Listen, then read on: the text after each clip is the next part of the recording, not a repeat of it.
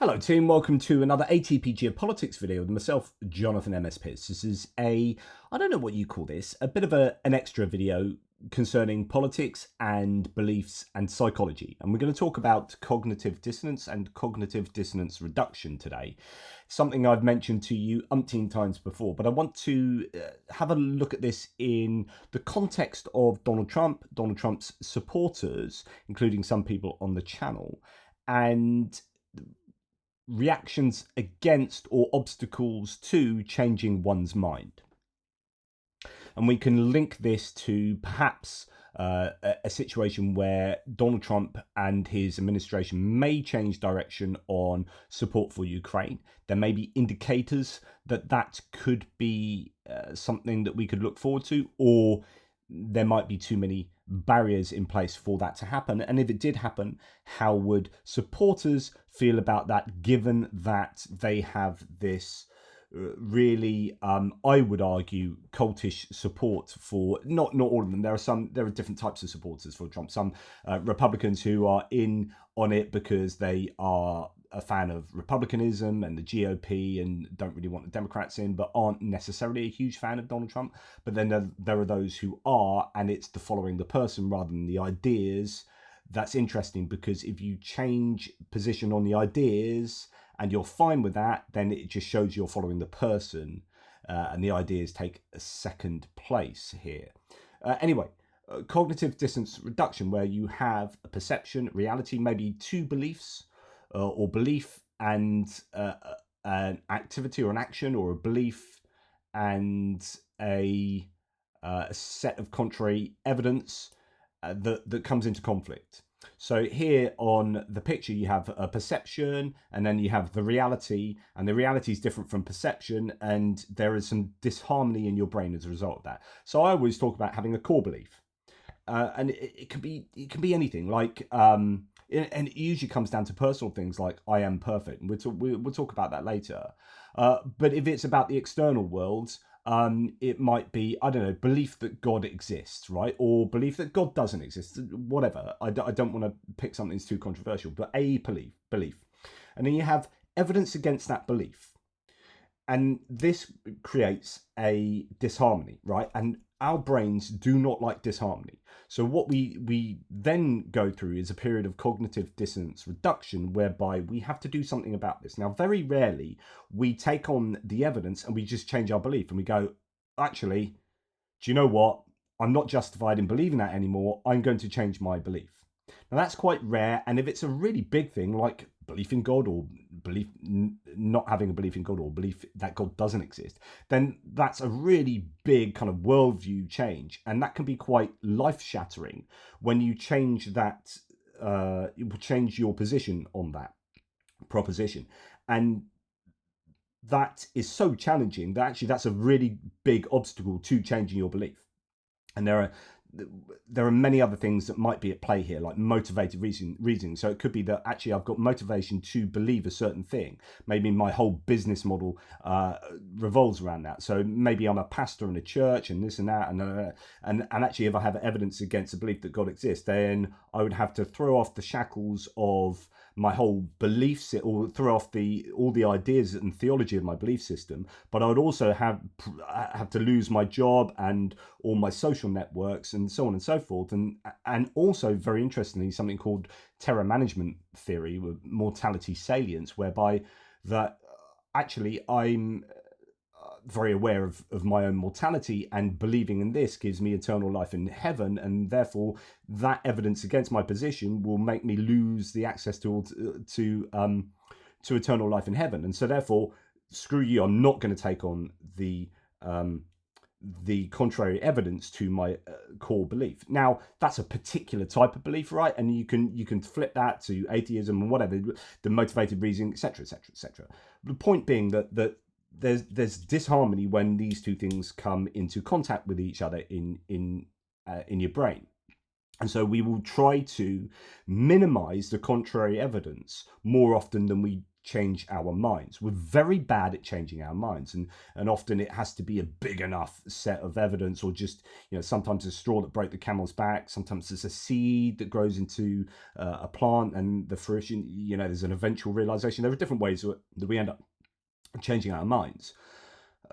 But more often we do something with the contrary evidence. In this case, in the picture's case, that's actually going to be reality, where we'll play around with actually reality and contrary evidence. So there are different ways that we can go about doing this. So, for example, we can compartmentalize. We can say, oh, that comes against my core belief. I'm going to hold my core belief, and I'm going to put this in an area in my brain where I don't have to think about it.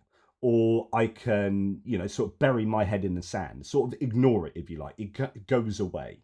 But it doesn't cease to exist. You're not changing it. It's just like I have mental heuristics that allow me to just forget about that uncomfortable dissonance, that evidence against my position. Or it could be I poison the well, I shoot the messenger. So I slag off the either the news source or the person, or however it is that I got that contrary evidence. And rather than dealing with the evidence, so actually, this is why it's fallacious, because you're not really dealing with the rational evidence, but you're shooting the messenger. And you say, oh my God, I can't believe it came from that news source. I just automatically dismiss that news source. And we all do stuff like this to a degree, don't we? And therefore I don't have to deal with that, because I'm attacking the source rather than the content. And that's a kind of way of burying it in the sand and ignoring it, because but you feel justified in ignoring it because it came from a dodgy source, or something that you perceive as a dodgy source, whatever. That's another way of dealing with it. Or you can adapt the evidence, or you can cherry pick it. Okay, I believe I'm going to take on that bit and that bit, but then you just ignore the rest and just feel like you've dealt with it all by cherry picking. All these different ways of essentially minimizing this evidence, or adapting the evidence to your core belief. And we have other mental heuristics like and biases like confirmation bias and other mechanisms that we can employ to try and treat evidence in particular ways that we get rid of this disharmony in our brains. Right, and so that is your cognitive dissonance reduction. And usually what happens is you maintain your core belief. And that is unfortunately the way we go about our lives in terms of psychology and belief. Okay, right. So that's that. Now, I said I was going to do this video, and it's interesting that Andy S here, who is a really big fan of Trump, says, John, please don't do that video on cognitive dissonance on Trump supporters, I beg you. So there's a guy that believes very strongly that Trump is awesome. Do an analysis on yourself, admit that you have full-on Trump derangement syndrome, and that you have TDS lingering now, and you are skewing reality to try and justify it. So I would just say, okay, if I'm skewing reality, tell me where I'm wrong, because just saying I'm skewing reality is not good enough. Now, this to me looks like someone who has a very strong belief in Trump and is getting ready for evidence that's going to come along and contradict that. And he says, please don't do that. If you do that, you suck. So he's attacking me rather than dealing with what I'm going to talk about in this evidence in this video. He'd rather not do that, and he'd rather inoculate himself by demanding that I don't do this video, which is, I think, is an interesting manifestation of a form of cognitive dissonance reduction in advance here. But of course, am I going through cognitive dissonance reduction whereby Trump, I mean, the problem is, I think this is entirely unlikely, because Trump deranged, this idea that I'm deranged in my thinking about Trump. Well, I've held thoughts about him for 8 years now that actually haven't changed. So, could be that I've got that cognitive dissonance reduction and I keep my core belief, and there's nothing that can happen that can budge my belief.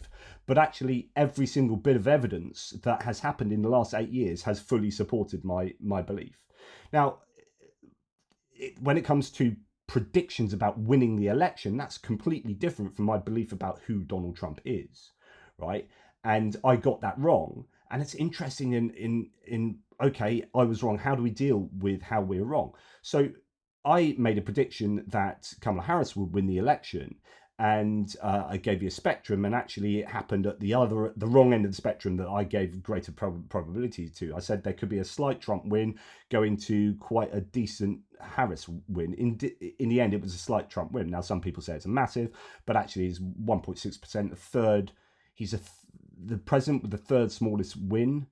There are only two other presidents or three other presidents that had smaller wins than that, and so on and so forth. Now, is this me trying to build up a case where I can deal with my bad prediction more? Well, no. I mean, those are the stats. He literally, it was a very wide but shallow win. But then, my processes after the election were, okay, what did I get wrong? How do I deal with this? And in that, there might have been elements of trying to minimize that prediction, the rubbishness of my prediction. There might have been ways that I was trying to come out still feeling like I was correct, because one of our core beliefs that really is very difficult to lodge is the idea that we're correct, that we're right, because we don't go through life going, God, I'm wrong. I'm always wrong. There I am wrong again. I'm just wrong the whole time. Everyone just thinks they're always right, and their beliefs are right, and their predictions are right. And what happens is when we are wrong, we have evidence against us being right, and therefore that itself is an area of cognitive dissonance. And what do we do about a sense of self and who we are and how good we are at evaluating things when we are shown to be wrong? So for that, I looked at explanations of how I was wrong, and then saw that, and I'm not wholly bothered. It's just like, I thought that the data was stronger for X and Y. It wasn't something that kind of pulled my whole worldview apart. It's just like, okay, I need to be a bit more careful about my biases, but also, it was a margin of error election, and it turned out it's pretty much in a margin of error. So, whatever.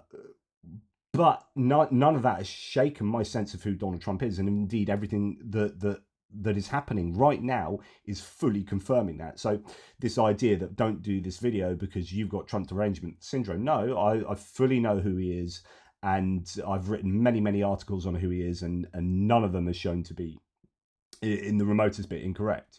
What's interesting about him that I think we need to do a little bit of before we go and look again at some more cognitive dissonance examples and think about that a little bit more. It's worth understanding who had a really big impact on the life of Donald Trump.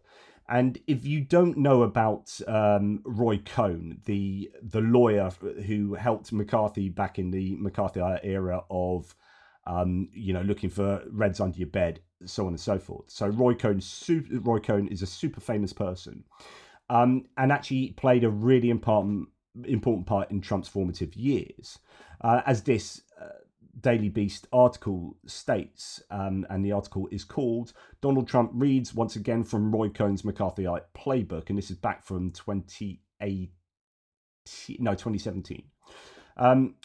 But there seems no doubt that his spirit was very much alive in the Oval Office on Friday. Cohn's primary tactic since his youthful days of chief counsel to Senator Joseph McCarthy's Senate Permanent Subcommittee on Investigations was always to attack. So think about Trump here. Attack, and deny. To make no admissions, never admit you're wrong, never give an inch, fight to win no matter who is in the right, win because winning is the only thing, especially if you are in the wrong. This is entirely what Donald Trump is like, and this is entirely what Roy Cohn taught him. So as someone says here, Trump is definitely following the Roy Cohn playbook. Never admit you're wrong, always admit you won, fearmonger, and be defiant.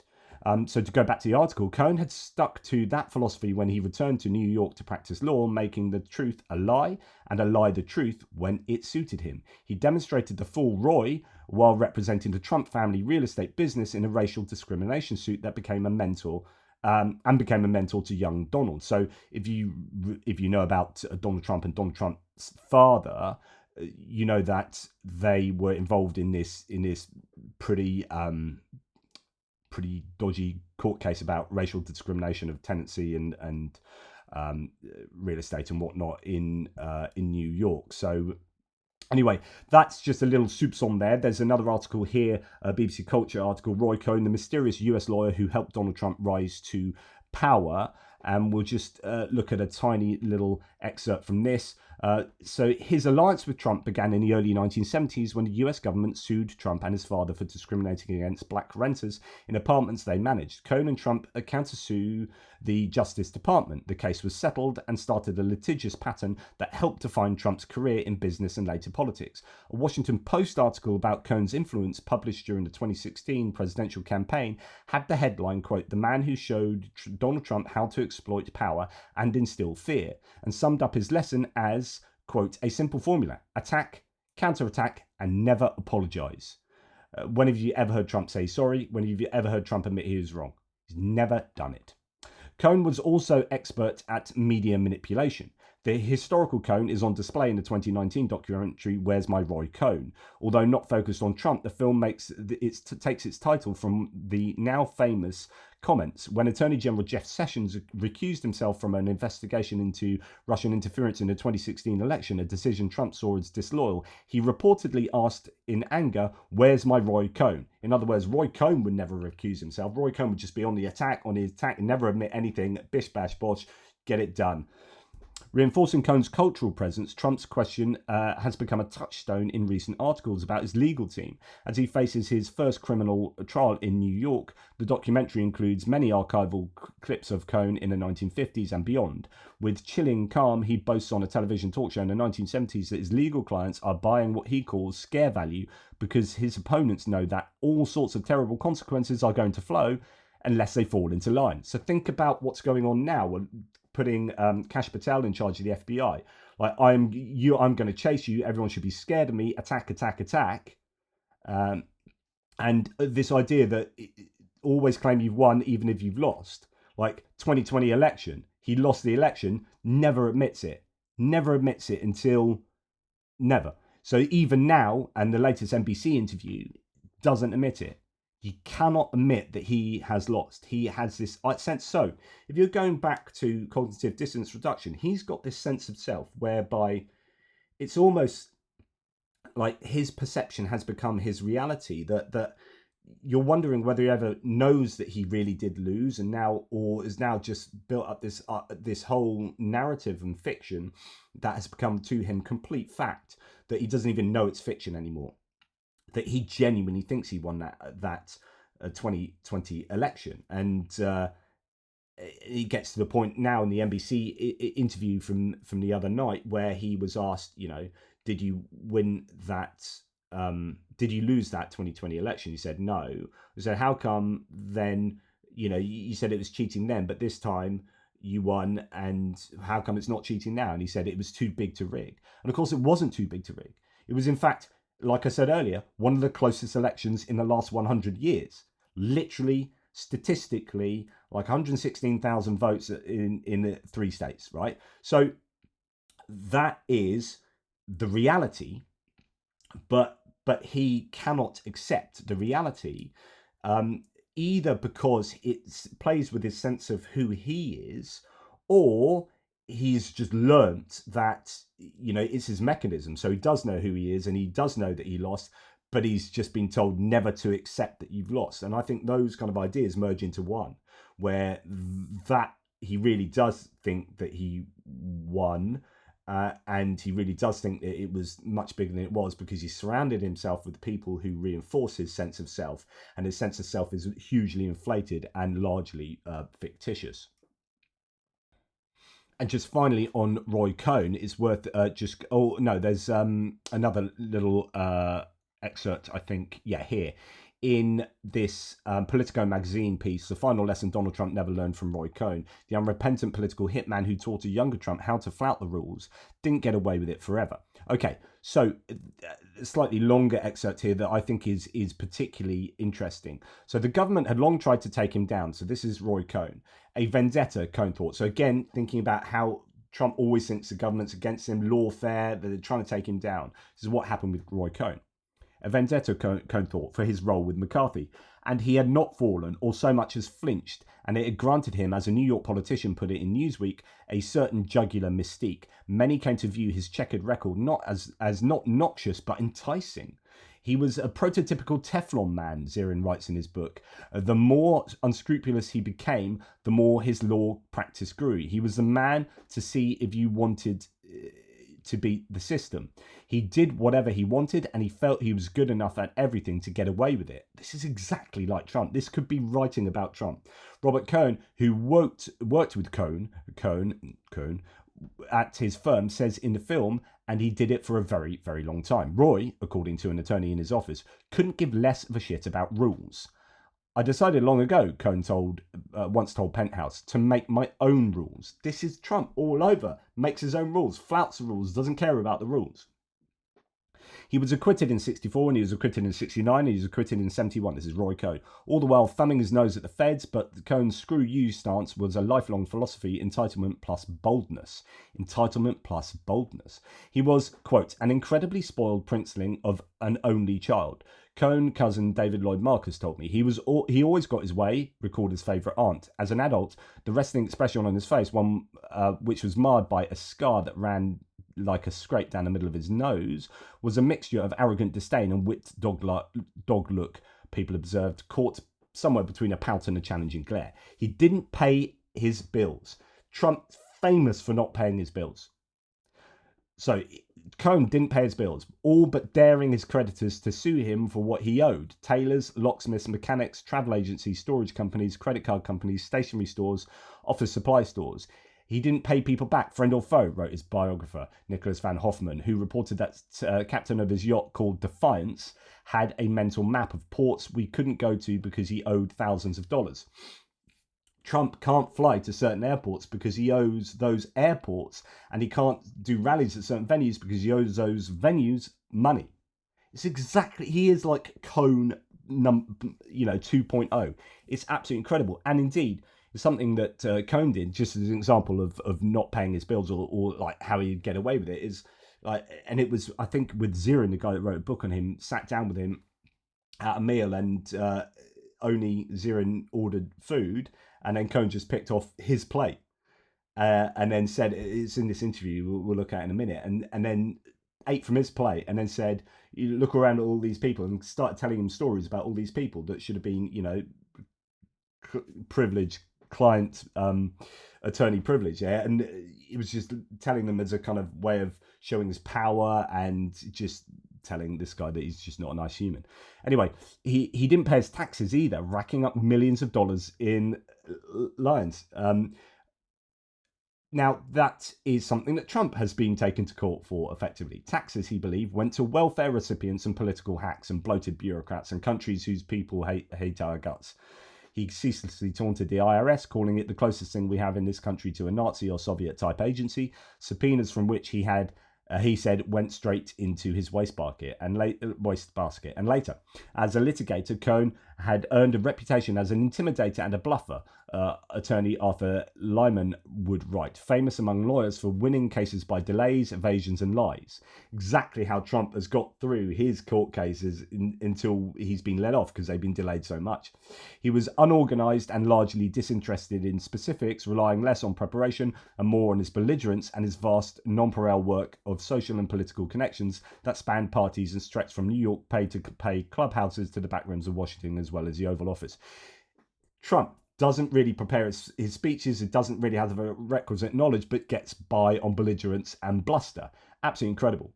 And as the article says, Trump found him, Roy Cohn, irresistible. So from 1973, when Cohn started representing the Trumps after the Department of Justice sued them for racist rental practices at the thousands of apartments they owned, through the rest of the 70s and into the 80s, and he served as an indispensable measure for Trump's career-launching maneuvers, Cohn became, for Trump, something much more than simply his attorney. At a most formative moment for Trump, there was no more formative figure than Cohn.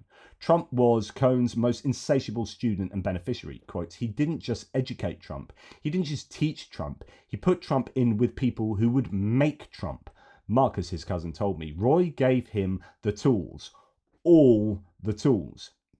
He loved him, early Trump organization executive Louise Sunshine told me. Why? He was ruthless. So, though, was Trump. So, he was his protege. Trump was this guy's protege. But what happened is, what's interesting about Roy Cohn is he was also gay at a point in time where it was dangerous to be so, because if you were promiscuous like Roy Cohn apparently was and had unprotected sex, then there was AIDS going around at the time. Indeed, he caught AIDS, and even though he claimed it was cancer, he died of AIDS. And apparently Trump dropped him like a stone, which is fascinating because that's what Trump does to his allies, when his allies become a bit difficult, a bit problematic. Trump famously drops people like a stone. He throw you under a bus, right? So, but these gestures failed to paper over what some close to Cohn considered Trump's effective abandonment. Quote, dropped him like a hot potato, Cohn secretary Susan Bell told me. He really did. So when he got ill and died, basically, Trump didn't really want to know. Fascinating insight. And there's a bit of an interview here from, I think, Jim Zerian, who wrote a book on him. Who he was, but what was he really like? Why was he the personification of evil? Personification of evil. I have never interviewed, in the many profiles I've done over the years, I've never interviewed or spent time with a more revolting character than Roy Cohn. He had no regard for truth. He had just regard for getting out of the hole he was in and saying whatever he had to say to get out of that hole. And if you look at his behavior in the Army McCarthy hearings, basically making wild charges against people, destroying lives, careers, blackballing people. It's the art of the smear. Yeah, he was the art of the art of the smear. Just wow. And that could be, in my opinion, written about Donald Trump. Said about Donald Trump there. Absolutely incredible. He was also a manipulator of the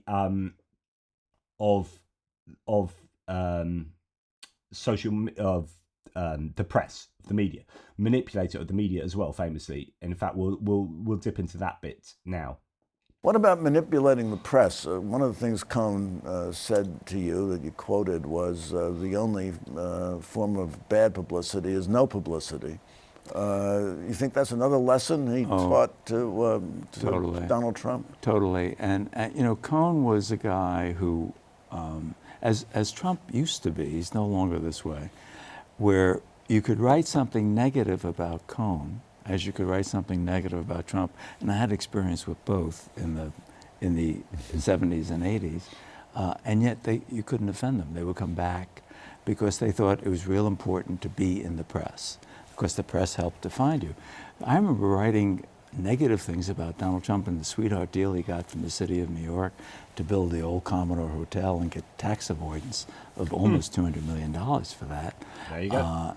And he would call me up or write me letters and say, let's have lunch. That's very different than Donald Trump today. But he got that from Roy Cohn. Roy Cohn said, the press is good for you, you need publicity, and spin. Put your spin on it. It doesn't have to be literally true. They write it, it will be believed, that's good. And that is Donald Trump all over. And I think he still does do that hugely.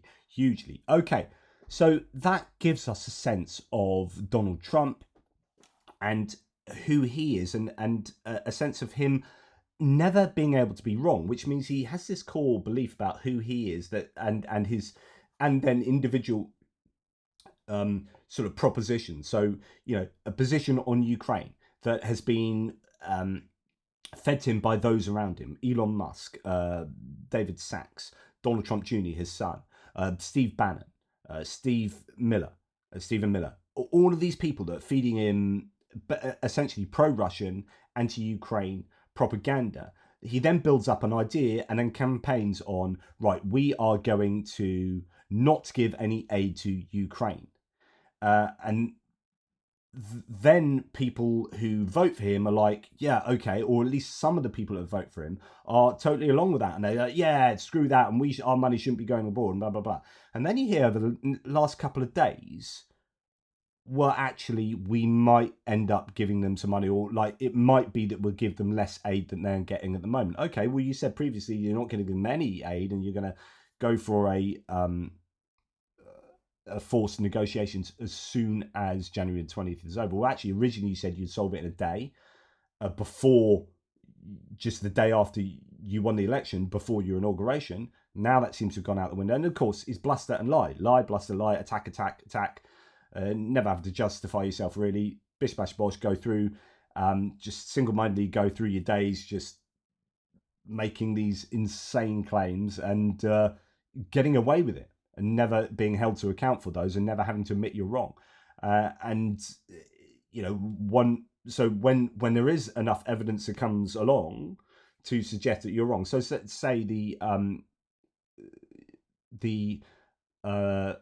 2020 election, right? Trump says, I won the election. And then all this evidence is that he lost the election. Then he goes, you cheated. I said this to you before, that there's so much about Trump that's very similar to one of my sons, which is, you know, when he used to play football before the manager was unable to cope with him, like if ever they lost, it was shouting at the other team for cheating. Like, he could never accept that someone was better than him, or a team had played better than his team and had beaten his team. So he would always be attacking the referee for making wrong decisions, or attacking the other team, or attacking his own teammates even. It was never about personal responsibility. And that's exactly how I see Trump, which is, okay, we engaged in the 2020 election, we lost it according to the data, we didn't lose it. You guys were cheating. You guys cheated. Yeah, but all these court cases, yeah, deep state, yeah. So when we get in, we're going to clear out the deep state, because so he just can never accept that he was wrong. He never accept that he lost. And he lives in this whole fantasy land of actual just perfection, perpetual perfection. And of course, his followers then underneath take that on, and all his rationale for all of these different scenarios are taken on as well. And because he's seen as almost a deified persona, or a cult leader, he cannot be wrong, because when people take on so strongly the individual, I've often said, as soon as you treat someone in a deified manner, it becomes like criticism becomes blasphemy. And I go back to someone like this. I can't criticize Donald Trump, because it becomes TDS if this was a religious discussion, you would substitute the term TDS with blasphemy. So Andy would just be saying, you're being blasphemous now. You cannot, any form of criticism against my religious leader or against my God figure is blasphemy, and that's essentially illegal. You cannot criticize. And this is what it is. Instead of dealing with the content of the critical content, it's just TDS. So again, core belief that Trump is amazing. I'm a cult follower of Donald Trump. He's got some kind of deified presence in my life. And interestingly, what also happens is Trump's identity then gets wrapped up. And this is a problem of following a person rather than a set of ideas. If personally, I follow a set of ideas, like even with parties, like I've voted for 3 different parties throughout my life. Like, I'm not a particular party. Like, I don't cultishly follow a political party in the UK, right? For me, it's about ideas. Often it's about, those are the people I definitely don't want, right? These guys, yeah, all pretty okay. Not really bothered. But it's about the ideas. But as soon as it becomes about a single person, you've got a problem. Because this then allows all sorts of evils to happen. And that person, as I've said before, becomes this kind of cultish figure whereby they become part of your identity, and your identity merges with them. So any attack on Trump is an attack on you. So an attack on Trump for Andy is an attack on Andy. My criticism of Trump, he feels that. Andy feels that as a criticism on him, because if you attack Trump, you're attacking either my evaluation of Trump, and therefore you're saying my evaluation is wrong, and that's an attack on me. But I think it's part of that. But actually, there's a merging of identities, and what one's identity merges with the identity of that which you worship. And so an attack on Trump is almost a direct attack on Andy. That is really, really problematic. So that is a cult of personality whereby you need to not allow that to happen, because this happens with Elon Musk. So Elon Musk's followers, I've seen this with friends of mine who have gone down the Elon Musk cult route, and there's nothing you can say about Elon Musk that is even remotely acceptable if it's critical, and that leads to worse and worse places, because then that person can say anything.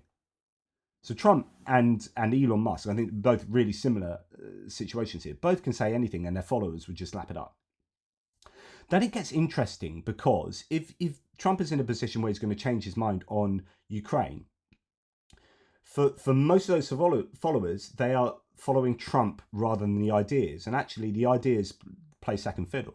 And so it's okay. You don't actually. I don't really care what you say. You know, there might be only a couple of really significant ones that might end up presenting serious cognitive dissonance. So if Trump came out, someone asked me this before, what could Trump say? You know, the idea that he said I could shoot someone on Fifth Avenue and the people would still vote for me. What could he do that would stop people actually voting for him who are proper Trump followers? And I think one of them might be if he came out and said, I am going to confiscate all guns in the US. So Second Amendment, because what are the things that are most important to Americans? And I think, you know, religious identity. So if he was really critical about religion, if he is critical about Second Amendment, and if he went really hard on pro-choice and reproductive rights, I think there are those things where he would start losing people. But otherwise, Ukraine is, if he came out and went, actually, yeah, and he won't do this because of that and can't admit he's wrong. Because if he came out and said, right, we're going to go hard on supporting Ukraine, it turns out I've just learned a bunch of stuff about the whole situation and it's way different than I thought, because that's accepting that he wasn't previously perfect, right? And having all the requisite knowledge. He always says, I'm the greatest this, I'm the greatest that. He's forever saying that kind of stuff. And to then say, actually, I was wrong before, means that he was not the greatest at that previous point. And it just plays around with his whole sense of self. So it's super unlikely that he's going to come out and do this, which is why I worry, because I think this is foreign policy for the US is not about the evaluation of strategic objectives. It's about Trump's psychology. That's the problem. Your problem in America is you have a person in charge of the country who can never accept he is wrong and therefore can never change course on anything. Certainly not without an awful lot of issue and blaming other people. You know, if he did do that, it'll be someone else's fault. Or he would have to couch it in a very particular way. But yeah, so if he did change on Ukraine and said, right, we're going to just shove as much aid as we can into Ukraine, and gave, you know, a few rational explanations for that, then his base would be fine with that. They would be like, yeah, okay, and then they'll just be evangelizing for that because Trump said it. I think he can broadly say most things anywhere on the political spectrum, and his base would be totally fine with that and supporting for it because they are for him. Maybe the other thing, is probably migration. So Second Amendment, abortion, religion, and migration. As long as those like really core components aren't particularly messed with, most other things you can. It doesn't really matter. And that's why he gets away with making tax cuts that are for the rich, because most of his base, who white working class, much of his base is white working class, that hurts them the most. They don't really worry. They can forgive him all these other things because he's their cult leader and he's big on these single issues or these ones that are much more important.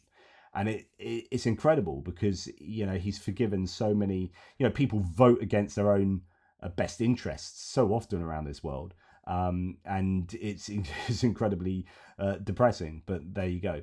But then we get this situation whereby, you know, he will have his own cognitive dissonance scenarios whereby, so he's just gone to Notre Dame and met with Macron and Zelensky. And I think what happens there is he listens to people who are invariably giving him, and he's probably heard a lot from the DOD and his intelligence services recently, and he's hearing a lot of stuff about what's really going on in Ukraine. And he comes out actually slightly amenable to more help for Ukraine. But the problem is, I think he will return to Mar-a-Lago and then get surrounded by all the usuals. And we have these kind of default settings, don't we? Where we just like go back to our normal position. And it's almost like the memories are just really poor. Yeah, okay, I know we had these conversations in Notre Dame, and yeah, but actually no. Turns out Ukraine sucks and corruption, and you go back to saying the same old things. And you know the dissonance it wears away because you just reject all of this contrary evidence. So you know what are the chances of Trump changing his mind? I think they're very slim because he can't. First of all, he can't accept he was ever wrong. And second of all, he's got this default setting, and he's surrounded by all the people who are giving him the wrong narrative. So the question is, you know, is the power of those around him greater than the power of the information from the DoD and the intelligence services? Well, we saw previously in 2018 that he devalued the intelligence services to below Putin in the Helsinki conference. So I'm not too hopeful. Andy says here again, we've been saying it in the comments for ages, John, that it was all for the campaign, and yes, he's going to do a full 180 on Ukraine. Jesus Christ! So it's the idea that I'm so stupid for not even though I said this is an option. I'm so stupid, Jesus Christ! You know, you idiots. You're so stupid for not recognizing that he was lying during it was for the campaign. What? So it's okay to lie. It's okay to lie, but then people are voting for him that he's not going. I mean, I made this point the other day. It's a ridiculous point. No offense, Andy, but it's a ridiculous point here because you cannot lie to knowingly to an electorate and then do a 180 because you are manipulating the electorate and lying to them, and then you're going to do what the other side were going to do anyway.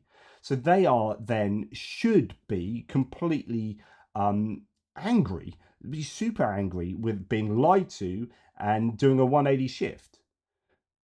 That is just absolutely unacceptable. That yeah, or you know, if he wasn't going to do that on purpose, then he's completely flaky on something that he was very robust about, and it turns out that he can just change his mind on a sixpence, and he's not to be trusted, and it's all problematic anyway. So there's no reading of what Andy's saying there of Trump doing that makes Trump look good. There's absolutely no reading there, and that is just another huge issue. So you know, even if Trump does do a 180 and we congratulate him for doing the right thing about Ukraine, it still doesn't make Trump look good because he yes, he might end up doing the right thing, but he wasn't interested enough in finding out enough about Ukraine and Russia and was regurgitating Russian propaganda during the whole campaign. Now, he either did that because he wasn't responsible enough to find out enough about it initially, or he knew that, and as mentioned, he was lying to the audience. And it's just neither are good options. And I don't think there's an excluded middle. I don't think there's another option really that is acceptable. You know, it explains that kind of behaviour. So what goes on then? Well, what might go on with these people who support Trump if he does change his mind? And Andy's just told us, as I've kind of already mentioned, he's shown us how cognitive dissonance reduction works, which is he was always going to do that. That was his plan. So the changing is so if he doesn't change his mind, I'd be interested in Andy because he's now predicting that he will change his mind and go 180. Now, if Trump doesn't change his mind and go 180 and does exactly what he's saying he's going to be doing, which is forced negotiations and blah, blah, blah, then how does Andy deal with that? And he'll come up with a way that makes it still so that Trump has made the right decision and is right, which is having your cake and eating it, which is heads I win, tails you lose. And he's already saying that, of course, he's going to change his mind, and that is what we should expect from Trump, who's told us one thing, but will do something completely 180 different, 100% reversal. That's his way of dealing with the cognitive dissonance of Trump saying what he's going to do and evidence that he's doing something or an action that goes against what he said he would do.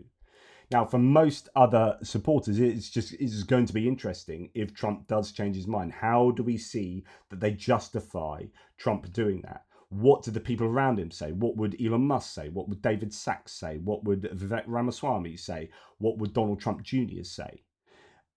But my general thoughts are that these people are too powerful. This thought is too powerful that you have basically got, I would imagine, the DOD and intelligence services against these people. But then you've got Kash Patel coming in, and you've got Tulsi Gabbard coming in if Trump gets his way, and a number of these people, not all of them, because you've got Mike Walls and you've got Keith Kellogg, some people that do know what they're talking about. But if these, and Pete Hegseth, if they come in and take over, then they're just going to flush out the DOD of these people who are the ones I'd imagine trying to convince Trump to do the right thing.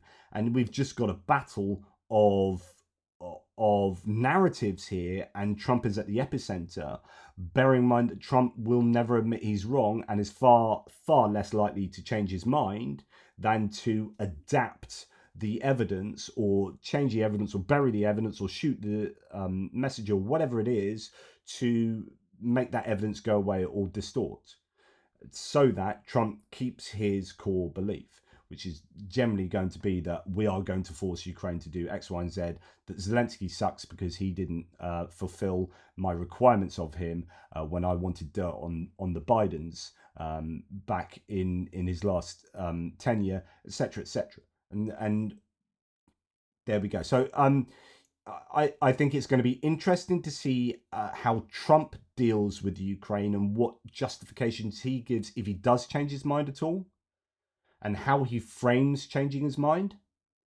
or whether he kind of just blusters it and says, "Oh, I was always going to do this, yeah," and just kind of just throws off, like Teflon Man, as we've heard earlier, throws off any kind of criticisms of like, well, that's not what you said.